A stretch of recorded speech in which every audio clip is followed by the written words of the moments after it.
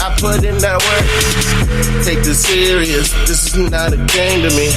I go hard every chance I get to do this thing. God is on my side, so I don't worry about a thing. I be chasing souls and y'all can keep on chasing fame. I don't do this for the fame or for the name. I do this 100 cause I'm trying to make a change. Got new swag with that new drip, new sauce, yeah, that new dip. I am the one on a mission. I wanna start till I finish. I got new swag with that new drip, new sauce, yeah, that new dip. I am the one on a mission. I wanna start till I finish. I've been doing this thing for a long time. I've been putting in work, putting in the time. They can throw shade at me, I'ma keep on shining. Dedicated till I die, I'ma keep on grinding. Tell them that it's my time. Tell them that it's my time. Tell them that it's my time.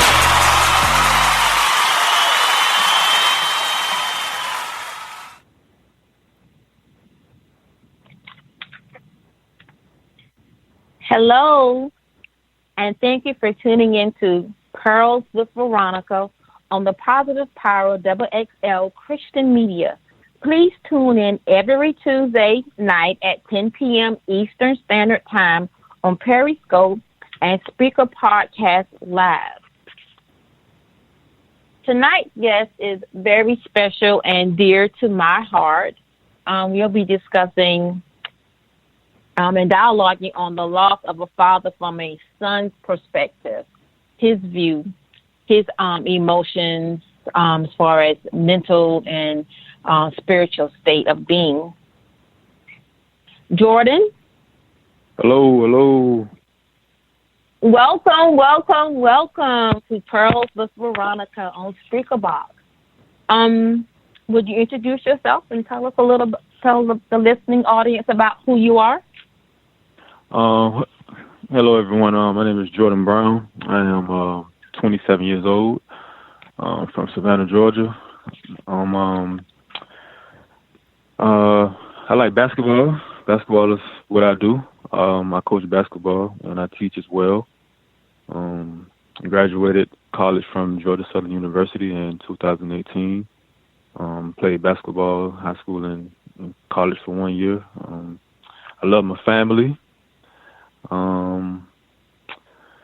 don't know what else to say. Ain't too much. I love God, above all. That's love a God plus. above all for sure. Amen. That's about it. The loss of a father produces a complicated form of grief in a son. The emptiness created by a father's death quickly fills with volatile emotions, sadness mixed with relief, affection mixed with lingering resentment, appreciation mixed with sharp criticism. That's why a man's grief over his father's death often emerges in disguised forms.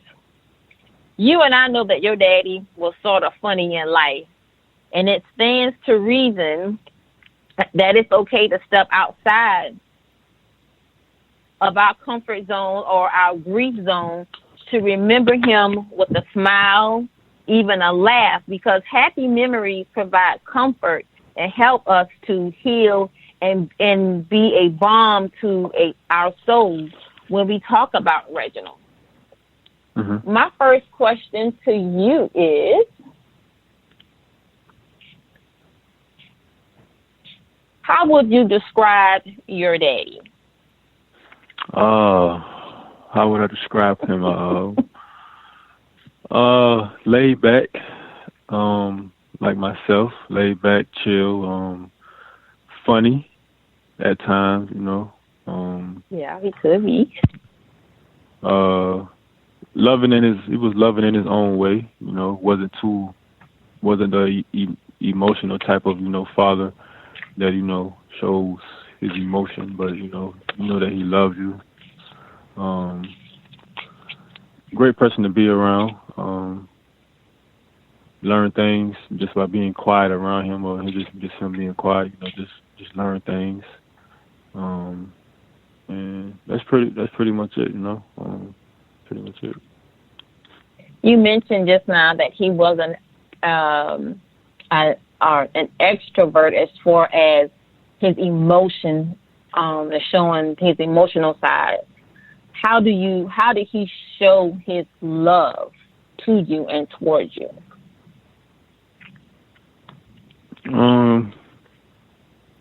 That's a tough question because Okay, providing for you.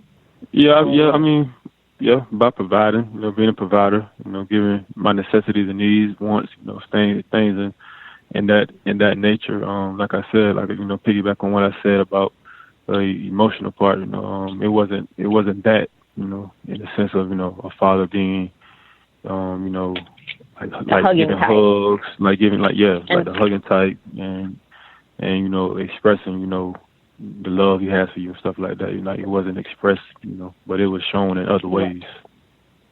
Right. Okay. Tell us your favorite memory of your daddy. My favorite memory. Or memories. I say one of my favorite ones had to be when Olivia was burning the grass. She was told not to burn the grass, and in the backyard. And this was doing when he was going through his treatments and everything with pancreatic cancer and stuff.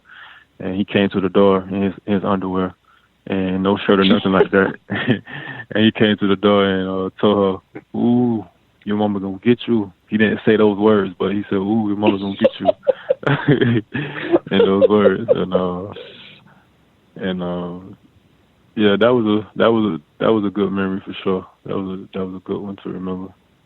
To have in my memory. I remember. I can clearly remember that day because I was actually running an errand, and as I was coming down Lexington to go into Cape Cove, I heard the sirens just blasting. And I was like, where the fire trucks going? Like, oh, they're on Lexington. Wait a minute. They're behind me. So, they're going to Case Cove. So what's on fire in Case Cove? Well, like you said, lo and behold, it was my yard that was on fire in Case Cove. And who was standing in the door in his undergarments was Reginald. And at that time, I knew that he was not in his right frame of thought or thought patterns, because Reginald was very, particular about how he looked and stepped out of the house. He was well dressed, well groomed, and so I knew at that point that okay, he is not in his right mind. He's standing in his underwear. The fire trucks and firemen are out here. The ambulance has come, and that was a funny a funny memory of him, because we knew then, okay, he's not in his right mind. What did you have a nickname or a term of endearment for your daddy? I have one, but that he said, go ahead. Not necessarily, no. I didn't at all. No. He used to tell you he used to call you little bulldog. You were really little at that. You were small at that time when he would call you a little. Mm-hmm. Well, most of the time it was always Jordan. Well, we just talked about his pet name for you at that time. You were like a toddler. He would call you little bulldog. Is there a particular lesson that you learned from your daddy? Particular lesson that I could say that I learned was just from the aspect of being a child, and now that I'm older and I want a family, I want children and stuff, and those nature is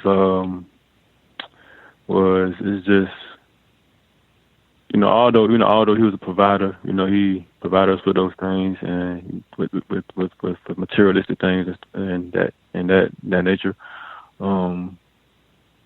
What I learned that I can incorporate into my life and implement, when I have my family, my wife, things like that is just spending time, because you never know, when those last days may occur. Like you never know, and it's just spending time with your kids. Money, like you need money to do things. In life, but it's not the end all to life. But in that sense, I feel as though just spending time, getting to know your kids on a more personal basis and on a more emotional level and spiritual level. He wasn't the type that was, as spiritual, but I am, just because I've been around you all and Granddaddy, George Clark for, period of my life, and being around him on that spiritual note. I feel that I need to be, more spiritual, and the aspect of with the family, in the role of being the man of the house and things of that nature.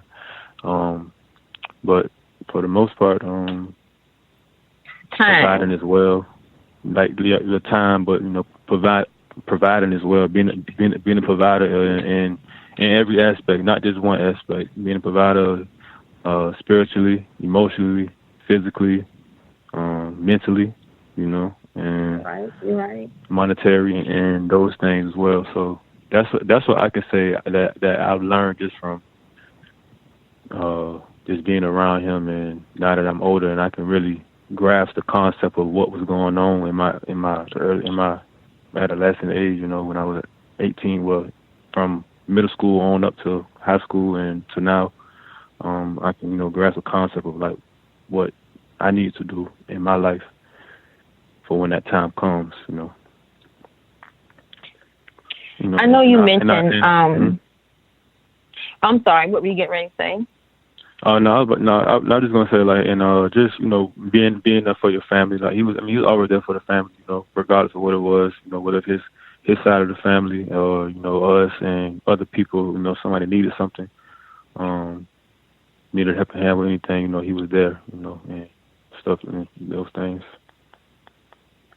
I know you mentioned time, and time is very important because once it's spent, you can't regain it. You can't recoup it.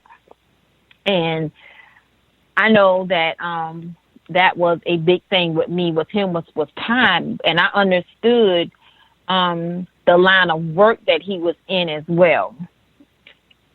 Right. Leading up to, because I'm going back to when you were playing Little League baseball. And in that shipping industry, the work wasn't as, how can I say it? The workload wasn't as heavy as it is now. So he had time to, I don't know if you can recall or not, to, be a third base coach. Play football. So, but as time progressed, our needs got a little bigger. So he began to work more because the workload from the shipping industry increased. So, he had a goal that by the time he turned 40, he wanted to build a home that no one had ever lived in. That was a goal of his. So that a lot of that time went there. So yeah, you did spend a lot of time with the ladies. However, there were men that were very, very important in your life, and were role models as well. Like your Coach Armstrong, Coach Pinckney, Coach King, from Little League, and then from middle school playing in the AAU league, and then from high school. So, and I can say time is very important. Time is very, very important. Yep. Very important. What do you think your daddy valued most in life?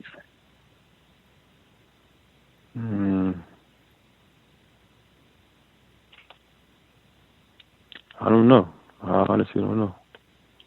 You don't know? Okay. Well, I don't know. You don't know.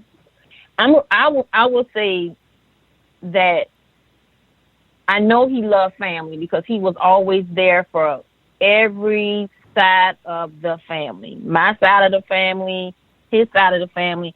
So I want to think that he valued family life, and he also valued taking care of his family because of how he grew up. And he didn't want you all to grow up like how he grew up. He wanted you all, he wanted to provide those things for you all that he wasn't provided as a child. And those are conversations that he and I had, and I understood a lot of times, like going back to time where the time was spent more working than with us to a certain degree. Once his desire and need for certain things for us grew and increased, so it was going to take money to get those things done. What words would you use to describe his character? You know. Like I said, laid back, chill. Not much of a big talker around people. I wouldn't say he was shy, but more observant. Of a listener, yeah, observant. I say that I'm probably more of an extrovert, more outspoken than he is, because I have to be in the field of work that I'm in. I have to be, and that's about it. Well, I can say that he was extroverted at work. You know, there were two different Reginalds. There was the Reginald with ILA 1414, and then there was a Reginald that came home to Veronica, Denikia, Jordan, Olivia. That was, so it was, he was able to separate the work Reginald from the home Reginald. But he talked a lot at work. He really did. I know that for a fact. He was a talker at work. And he talked at home, but when he came home was his downtime. That was my woosah time. Woosah. So you know how I would do. When he come in, if I spoke to him a certain way, and hey, Brown, how you doing? And if he gave me what I would call he would nod his head up and down at me, okay, I need to give him an hour to himself. Come on, children, let's go, and let's spend an hour away. Give him his time to to woosah. How would you describe his personality? I know sometimes that kind of like play off of his character, but his personality, he was kind of funny. He couldn't sing. He liked to sing, and he couldn't really. He said he sung like Michael Jackson, but I beg to differ. Still. What was his personality like, around you and Olivia? I think Olivia was the one that made him talk the most.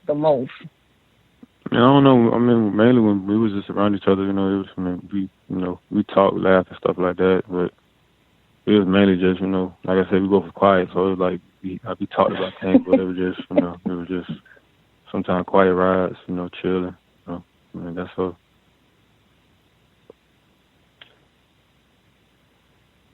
What can you tell us about a particular time, or can you recall that was especially, joyful?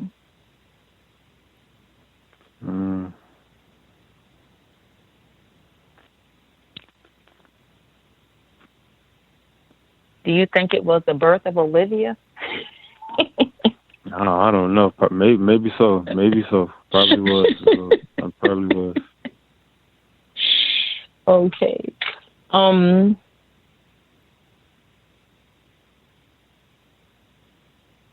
What was his laugh like? Loud.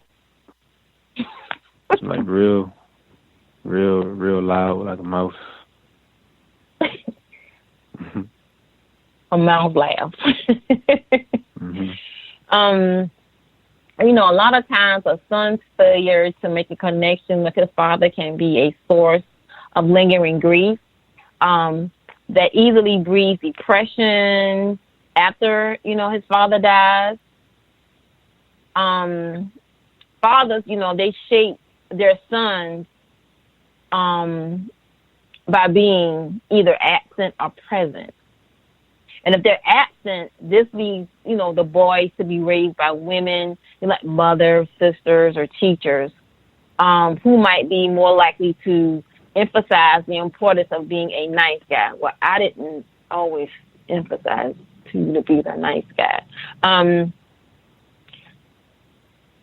Talk to us about your dad yourself. What happened that day or night?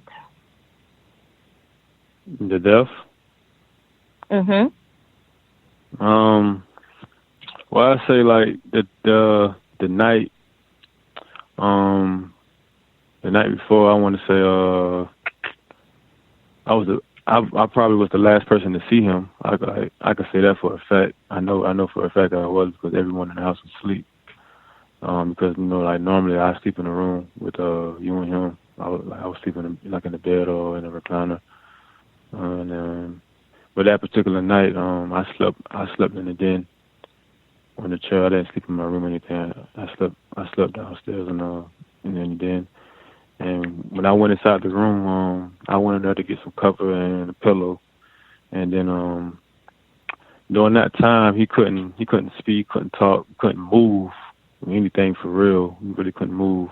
I was picking him up and putting him in a wheelchair, which is crazy because he was bigger than me all my life, and I'm like, dang, I'm gonna pick you up, putting you in the wheelchair, and which is like, something that's like real drastic, it's real drastic for real.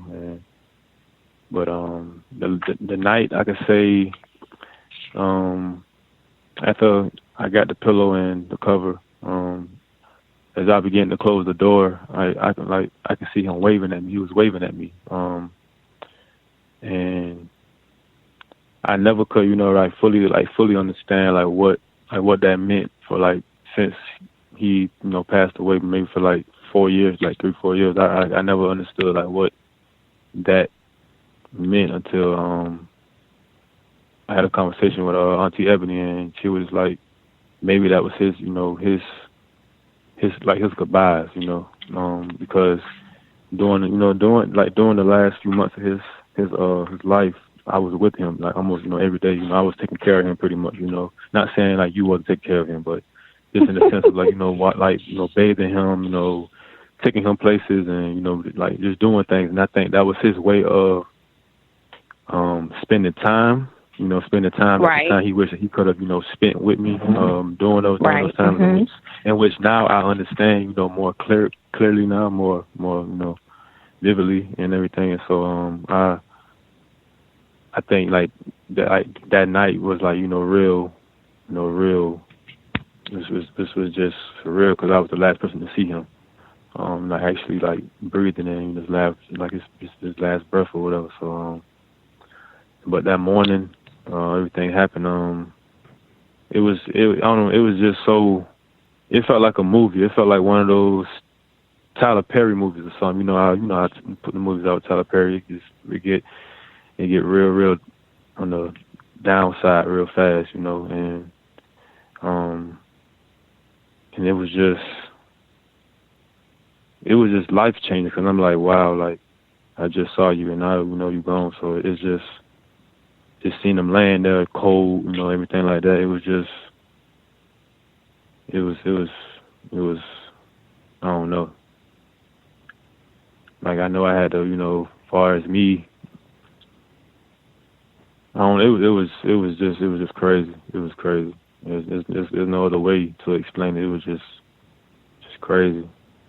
Not crazy in the sense of crazy, but just couldn't couldn't think about anything. My mind was just blank. Wow. It's just this really happening. It really wasn't setting in. Until mm-hmm. they brought the bag. They brought the bag in there to put him in, carry him out of the room. And I didn't leave out of the room until he left out of the room and everything. And it was just, I don't know. It really was just heartbreaking, man. It just seeing it. But I know I had, it's just something that we had to go through as a family. Something that God, you don't take us through things that we shouldn't go through. But it was very life changing, very life changing. My life changed. I was fast, real fast, because that was a vital stage of my life. I just turned just turned 21 when he found out that, you know, he had got diagnosed with stage 4 pancreatic cancer and everything, and that was that's a vital age, like a vital age in my life, you know, important. I'm turning 21. Didn't really have to, you know, do much in my early ages and teenage years as far as like working or anything, but I did work, you know, with like with Mr. Eddie and everything, doing some stuff around the neighborhood and with Lance and everything. But for the most part, it was just life changing for sure. You know, open my eyes to a lot of things and in a lot of areas in my life that I was weak in. You know, that I had to grow, and you know, to the stage that I'm in right now. You know, and even the stage I'm in right now, you know, I wouldn't say it's the best, but it's the best for me, you know, because I'm still here. I'm living, you know, still want to work towards my dreams and aspirations during this, you know, pandemic and everything. But it was real life changing because I feel like that's an age where, you know, a son needs his father the most, because that's when, you know, you learn how to do things from a man perspective. Middle school, high school, from early 20s. From a man perspective, you know, and that's an age that I felt like that I needed that I needed that, you know, that I felt like I needed from him, and still sometimes I still had those feelings, but you know, I was just like I can't change. I gotta roll with the punches and continue to do what I'm doing and still have integrity and do right by people each and every day, no matter, you know, what life throws at me, you know. And I feel like I'm doing good, you know, at the age that I'm at, and learning things on my own. I'd say that's the most hardest part. Learning things on my own. That's the most important part for me right now, because I have male role models in my life, you know, like Coach Jackson, Granddaddy. I could call on, you know, Coach, you know, Benny and a few other people, you know, and that's the most important thing, you know, being able to, you know, call on people that I can talk to and, you know, get ideas. That's very important. Get ideas from it. Even when you know, TJ went through the same thing, but he went through it on early age, you know, when he was younger, you know, and I feel like me and him being friends and becoming, you know, like best friends, and you know, that's my brother, you know, and his dad had the same thing as well, and I feel like that's, you know, God put us in each other's lives, you know, for a reason, you know. And me and him, you know, we call each other, we talk about things, and you know, in that area. But I'm just that, you know. It's a very, very, very, very, very important part of my life right now. Just that stage. But I know it'll get better. It'll get better with time, you know. I feel like, you know. Yeah, because when you're 21, you're just coming out of your late teens, coming into your early 20s. And I can vividly remember, because you had just turned 21 the day before his birthday. Yep. And less than a month later, we got this stage 4 pancreatic diagnosis, you know, which, you know, that changed that diagnosis changed our lives forever, because I knew the survival chances of that, but I also knew that God is a healer, and if he wanted to, he could have healed him. But there's a lesson in, you know, Reginald's diagnosis and his eventual his death. I know that for me, prior to his diagnosis, my dad was diagnosed with stage 1A lung cancer, and having to go through that with my mom, not knowing that God was preparing me for less than actually a year later, the same doctor, a diagnosis with my husband, which I knew that was, from dealing with our good friend, the Pattersons and what Miss Penny went through with her pancreatic cancer, that the chances were slim. But he lived 8 months. He lived 8 months. God allowed him to live 8 months with that disease. And the night that he was transitioning, God allowed him to actually talk and asked me to sing to him. He asked me to sing, and I sung to him, and that was like that. I always think about that night. And then the next morning, him passing away, because I'm having this conversation with him, and his breathing is labored. Since Reginald, your dad, what has how has your two sisters been able to deal with your daddy's death? How do you all deal with it as siblings?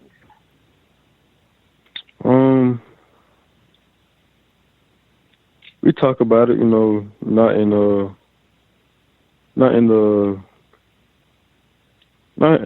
sad way, crying or anything like that. Just talk about the good times. That's all. Just mainly talk about the good times and things, and things in that nature, and just remember him for who he was as a person and things like that. That's all.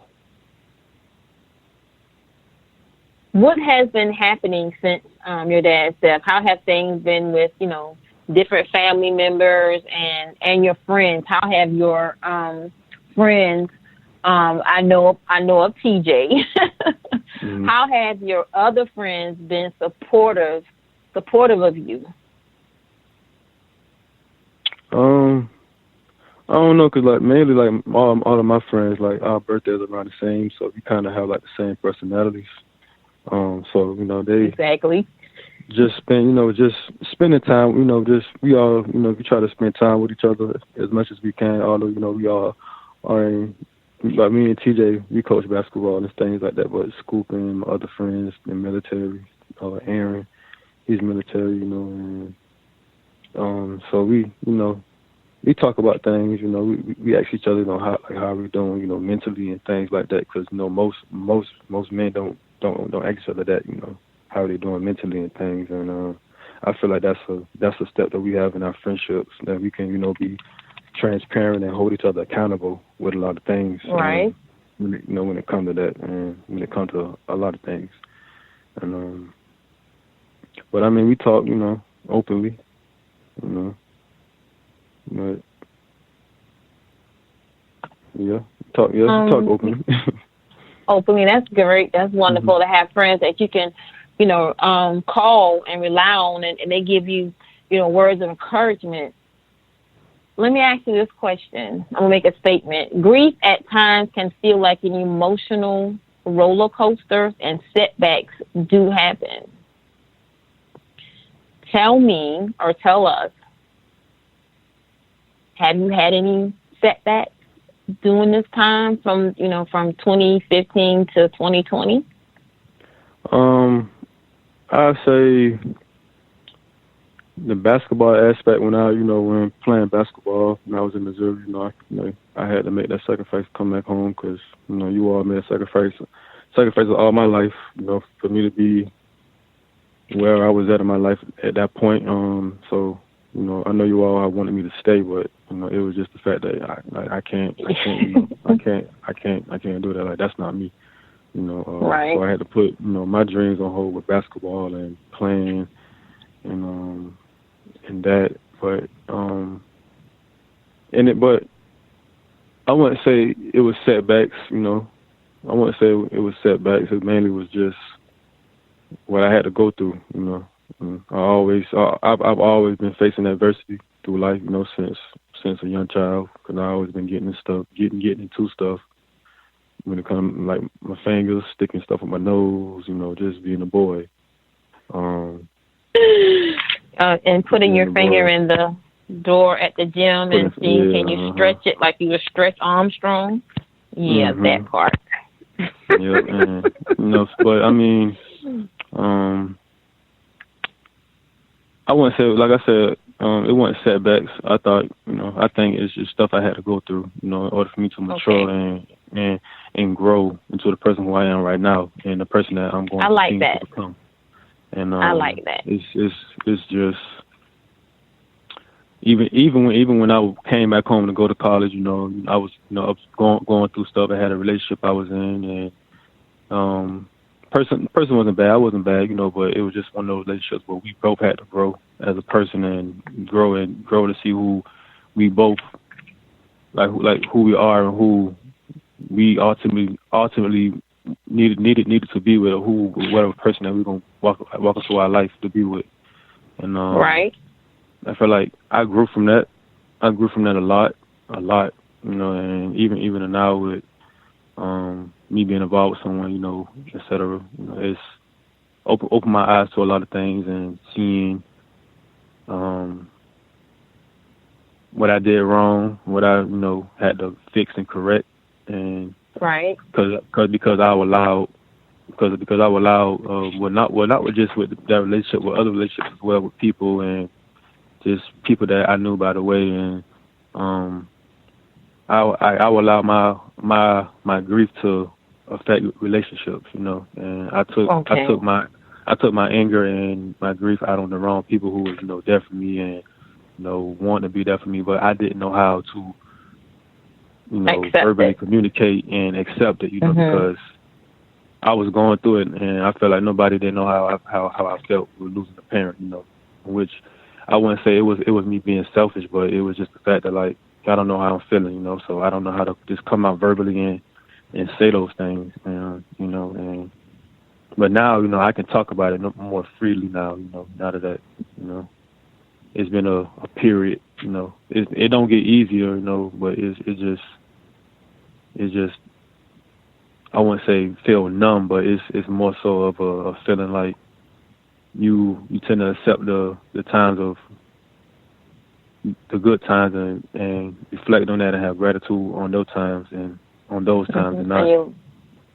not the negative times, but the positive times. Right. But I've grown a lot. I have. I can say that.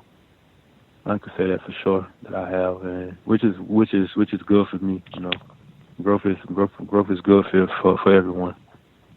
And that's if you want to grow. Because I could have stayed in that same mindset. I could have stayed in that same mindset and just not finish school and not just want to do things in life. I could have just been around here doing whatever else people around here are doing. And but I always been different, so I had to still continue to think that in my mind and still be different. But it wasn't a setback, it was meant for growth and to build me up. Right. So, yeah. And and to also walk you into to push you into your purpose as well. Because we all have a purpose. God has a purpose for each of us, and it's always been my desire. What is the lesson that we are to learn from Reginald's death? How will we grow? How has, I know how it has impacted all of us. Did you have trouble eating or sleeping? And get... My bad. What you about to say? Oh, no, I was going to ask you, did you have trouble, like, getting... Because I know there were times when you would come home from Georgia Southern and you would stay for a little while. And as a parent, you know certain moves with your children. And I knew that you were grieving the loss of Reginald. And I would see you would come home. You said, Mama, coming home this weekend, and we're all glad that you're here. And we're all grieving at the same time. But I knew you were, like, restless. And I would see it. You would come, And I said, okay, Jordan is going to be here very long this weekend. He's not staying till Sunday. He's leaving probably tonight or in the morning. And I called it right out. You said, Mama, I got to go. And I understood that. And I just thank God that I was at that time, and I had the parent where I didn't say, well, you need to stay here with us because, we're all going through this together. But I allowed you your space to grieve because I don't know how it feels to lose a father. My daddy is still here. So I felt it would have been unfair to smother you in trying to make you stay in the house with us. That would have been unfair because all of us were grieving differently.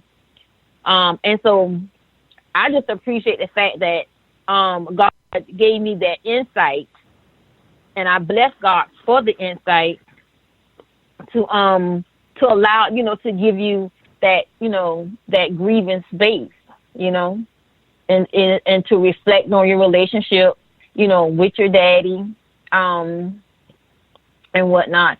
I know that you kept your activity, you stayed in school, and, that's what he wanted, stay in school. I don't know you all have any last conversations with one another?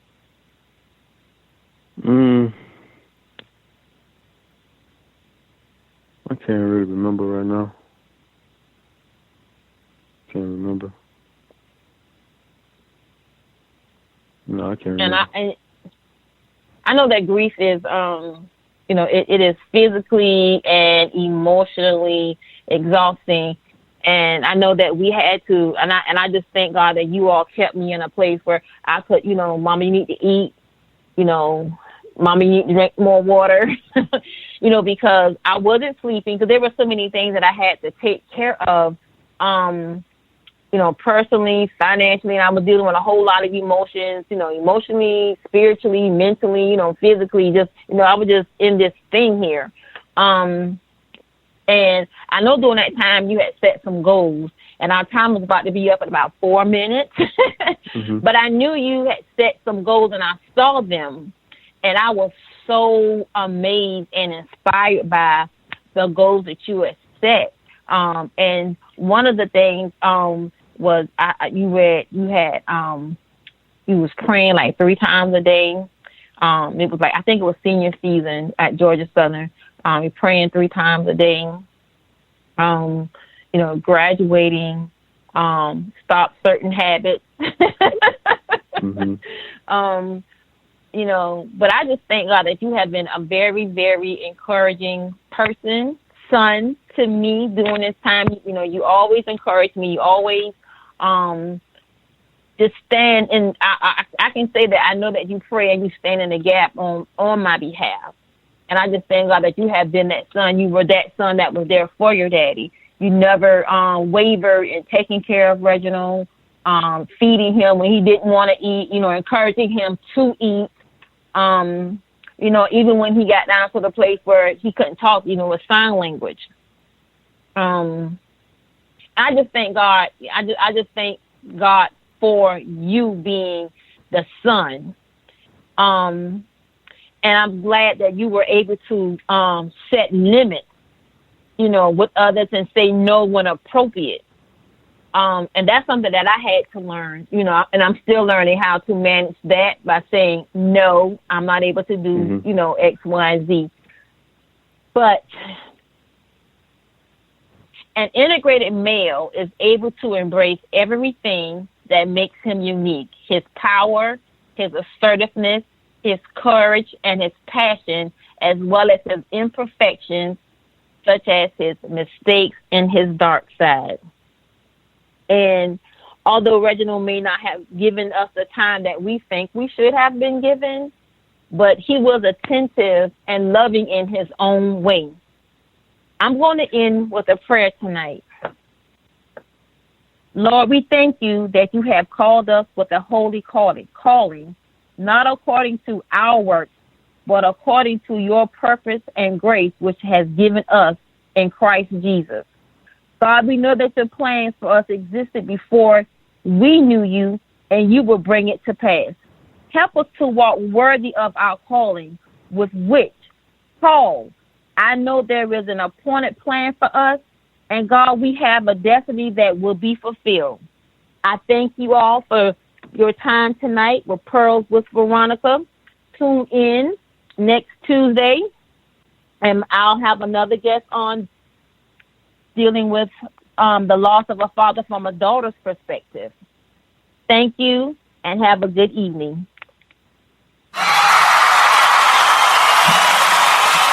You're listening to Gary Works Live Worldwide Podcast.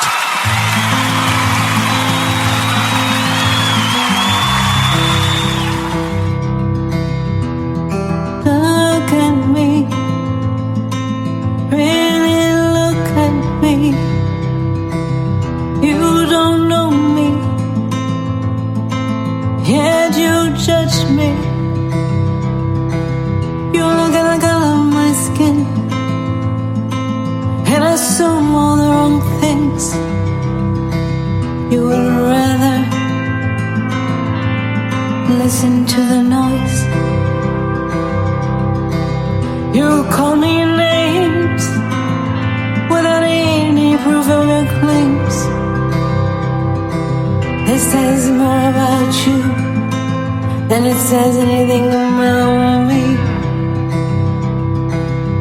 You fan the flames of hate, hoping I'd bow down and assume my fate. Your words are hollow. I refuse to be afraid of my own shadow. Let me tell you who I am. I am a black woman, born free. And you can't take that away from me. I won't be told what and who I am supposed to be. I won't give in to your fears, nor will I give you any of my tears. I am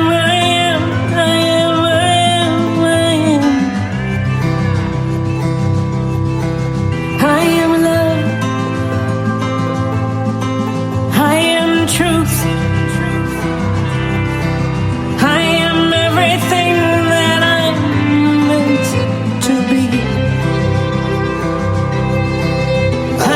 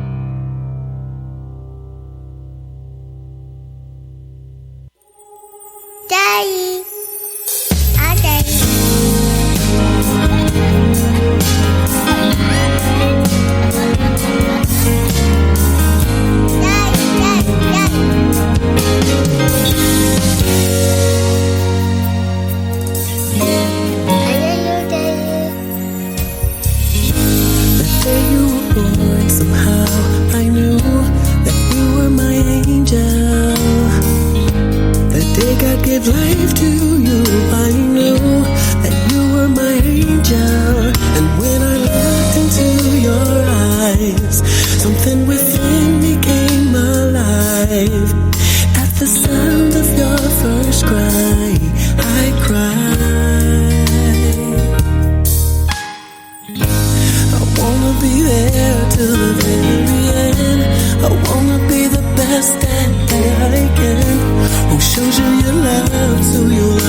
understand your daddy's angel. I wanna give you all I can and more, and help with the dreams that you reach for. 'Cause you're the gift that I've been praying for. Your daddy's angel.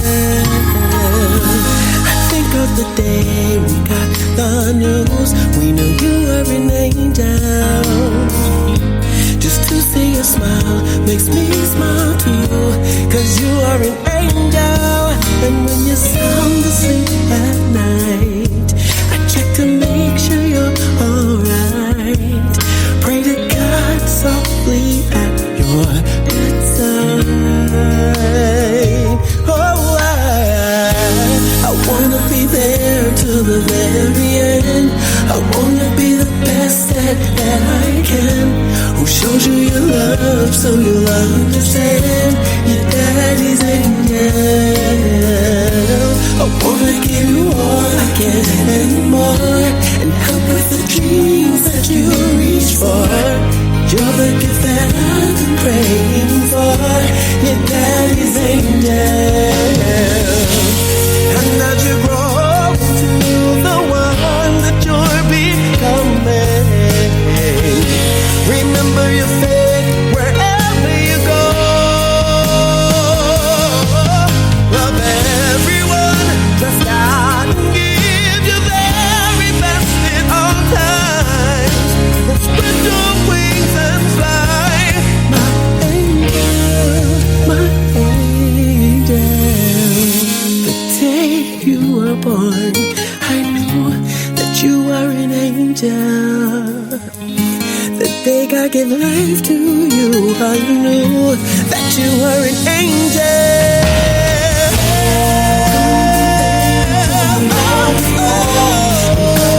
The best that I can. Shows you your love so you'll understand. Your daddy's angel, daddy's angel. Wanna give you more and more. With the dreams that you reach for. You're the gift that I've been praying for. Your daddy's angel.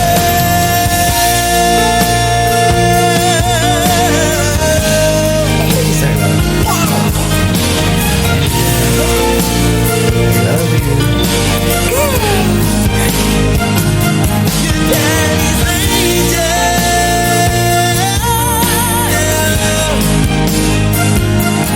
Daddy's angel.